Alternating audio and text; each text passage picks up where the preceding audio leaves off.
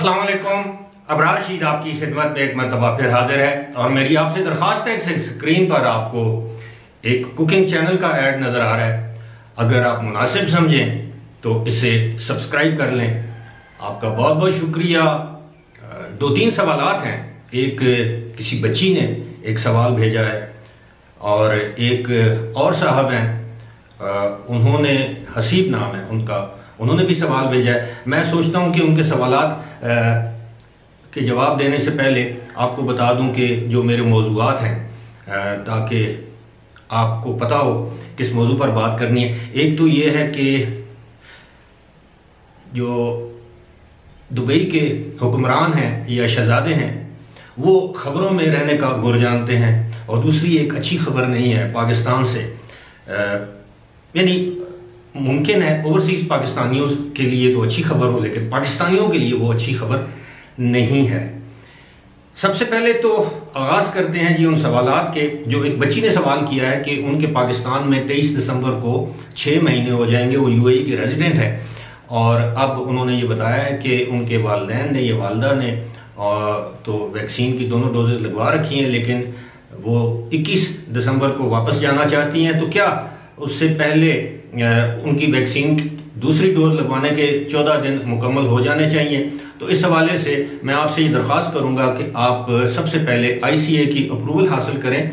अब अगर आपने एक डोज लगवा रखी है या दूसरी भी लगवा ली है तो उसकी सर्टिफिकेशन तो आपके पास होगी। अगर आपको आईसीए की अप्रूवल मिल जाती है तो आप शारजा जा सकती हैं। याद रहे कि इन्होंने शारजा जाना है, पूरी फैमिली जो है वो इस वक्त पाकिस्तान में है। उम्मीद है आपको आपके सवाल का जवाब मिल चुका होगा। ये सवाल का जवाब तो मैंने ईमेल पर भी दे दिया, लेकिन मैंने दानिस्ता तौर पर वीडियो में इसका जवाब दिया कि और लोगों के जहनों में भी इस तरह के सवालात हों तो वो इस हवाले से उनकी आगाही में इजाफा हो। दूसरा सवाल जो हसीब साहब ने किया है कि अगर वो वहाँ पर जाना चाहें पेशावर से दुबई में, और जाते हुए PIA की फ़्लाइट हो और वापसी की फ़्लाइट कोई और हो, तो क्या इस सूरत में उनका रिटर्न टिकट काबिल कबूल होगा?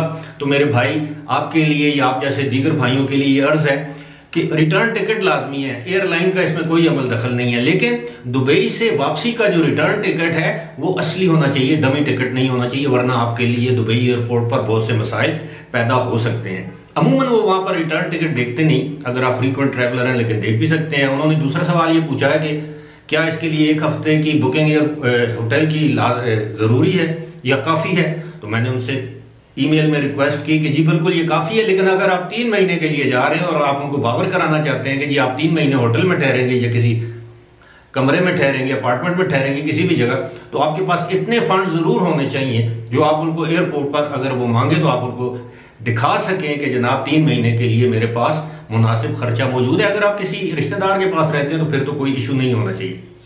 अब बात हो रही थी जो दुबई के हुक्मरान हैं वो खबरों में रहने का गुर बड़ी अच्छी तरह से जानते हैं। वो इस तरह कि एक रोज़ कबल जो दुबई के क्राउन प्रिंस हैं वलीअहद शेख हमदान बिन मोहम्मद, उन्होंने अपने इंस्टाग्राम पे कहा था कि उनकी तबीयत नासाज है, उनको बुखार है और वो पानी पी रहे हैं और ये वो।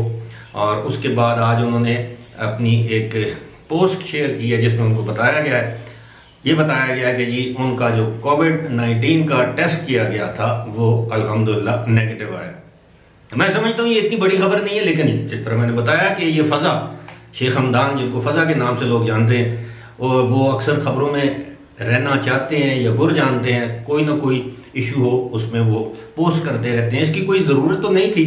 जाहिर है आप अगर बीमार हुए भी तो आप अपनी कौम को ना बताते या टेस्ट करवा लिया था उसके नताइज ना बताते, लेकिन शायद उन्होंने दूसरे लोगों को इनकरेज करने के लिए कि अगर इस तरह की कंडीशन हो तो वो भी कोविड-19 का टेस्ट करवाएं, शायद इसलिए ये चीज़ शेयर की हो। लेकिन अच्छी बात है कि उनको कोविड-19 नहीं है। अब आते हैं जनाब पाकिस्तान में।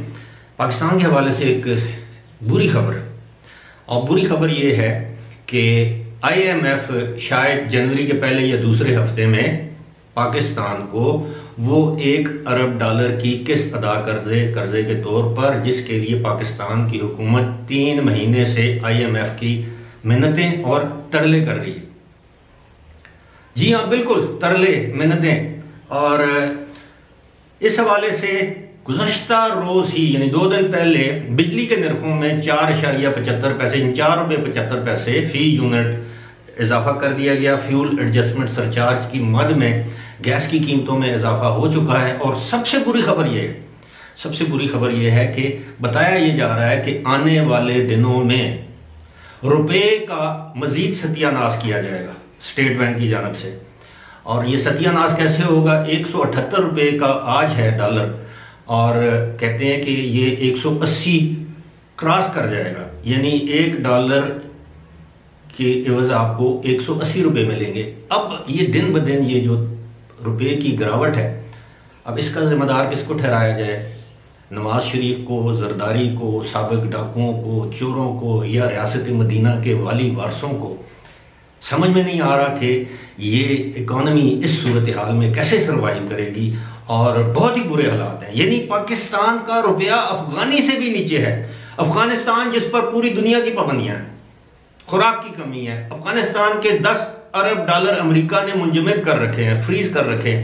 अफगानिस्तान से भी पाकिस्तानी रुपया नीचे है, और हम दावे करते हैं पूरी दुनिया से टक्कर लेने की बारह। और इससे भी बुरी खबर यह है कि आइंदा चंद दिनों में हमारे मुशीर खजाना शौकत तरीन साहब एक मिनी बजट पेश करेंगे, यानी महंगाई का एक और तूफान आएगा, क्योंकि IMF की तमाम शराइत हमने पूरी करनी है। अगर वो शराइत पूरी नहीं करेंगे तो वो $1 अरब हमें नहीं मिलेगा। यहां पर मैं आपको ये भी बताता चलूं कि $1 अरब की बात हो रही है, और आज़ाद ज़राए से, सियालकोट के सनतकारों के ज़राए से ये बात सामने आई है कि सियालकोट हर साल सियालकोट से $1 अरब की मसनूआत जो हैं वो बरामद यानी एक्सपोर्ट की जाती हैं। और इस मरतबा सियालकोट में जो वाक़या हुआ है, एक शर्मनाक वाक़या, उसके बाद यूरोपियन यूनियन के मुख्तलिफ ममालिक और मुख्तलिफ कंपनियों ने पाकिस्तान के शहर सियालकोट की इंडस्ट्री को दिए जाने वाले करोड़ों डॉलर्स के ऑर्डर मनसूख कर दिए हैं। जी हाँ, अब ये बताइए कि ऐसी सूरत हाल में अब पाकिस्तान क्या करेगा? सऊदी अरब ने $3 अरब दिए, लेकिन कहा इनको हाथ नहीं लगाना, इस पर 4% हम आपसे सूद भी लेंगे। सऊदी अरब ने हमें तेल दिया 3 साल या 1 साल, ये जो भी है, वो डेफर्ड पेमेंट, मौखर पेमेंट पर, लेकिन कहा कि 3.8%, आलमी मंडी में तेल की कीमत जो भी हो, 3.8% आपसे इस पर सूद वसूल करेंगे, और ये 3 साल में आपने हमें अदा भी करना है। इसके अलावा चाइना हमारे साथ जिस तरह कर रहा है वो सूरत हाल आपके सामने है, अमेरिका के साथ हमारे जो मामला चल रहे हैं वो आपके सामने हैं। तो ऐसी सूरत हाल में आप ये बताएं कि पाकिस्तान की मईशत किस तरह आगे जाएगी? आप दिरहम की सूरत हाल देख लें।